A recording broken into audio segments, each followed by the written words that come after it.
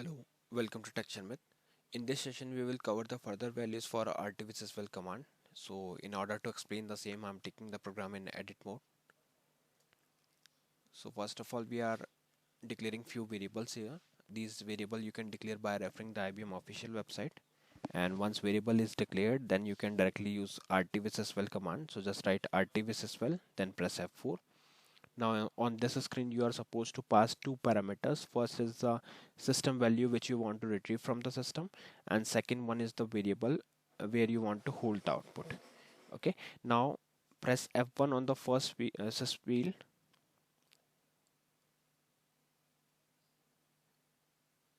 So once you press F1, it will open a help screen for you where you can file the information of all the values that we can retrieve from the system. Okay, in short you can say that this is a help window where we can find all the possible outcome of RTVSYSVAL command. uh, uh, okay, so from here you will find the information and then you can simply copy it from here to system value name, and then you can retrieve into your program. So these are the value that we have already covered in our previous session. So today we are going to discuss about this value, which is QSRSVDMP, service dumps. Indicates whether service dumps for escape messages that are not monitored and greater changes made to the system value take effect immediately.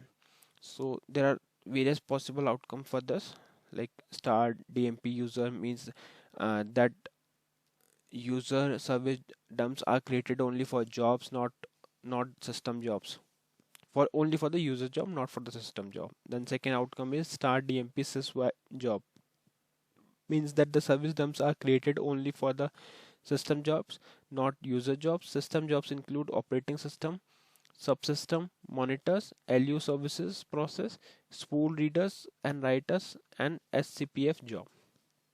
Third possible outcome is star DMP all job, mean that service dumps are created for all job. And the fourth one is star none, means the no service dumps are created. Second value we are going to discuss is QSSLCSL, which means transport layer security cipher specification list. So here you will find the cipher related information. So if I do page down, you can see that there are every possible values are given here. So these are cipher security values, or you can say list. So you can refer it from here if it is required.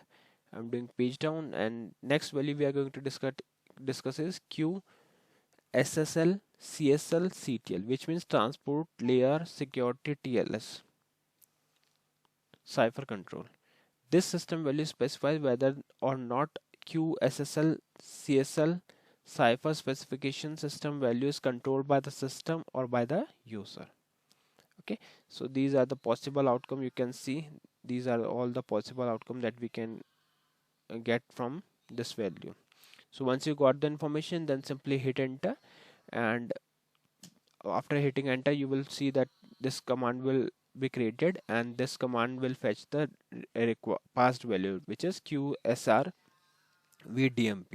Similarly, we are retrieving the other two values, just we change the parameters, and once we got the output in these respective variables, then we can use sndpgmsg command to print the output. So just write sndpgmsg, and here inside that you can directly pass the variable which you want to print. As these variables are already of character type, so you can directly pass it and then simply hit enter.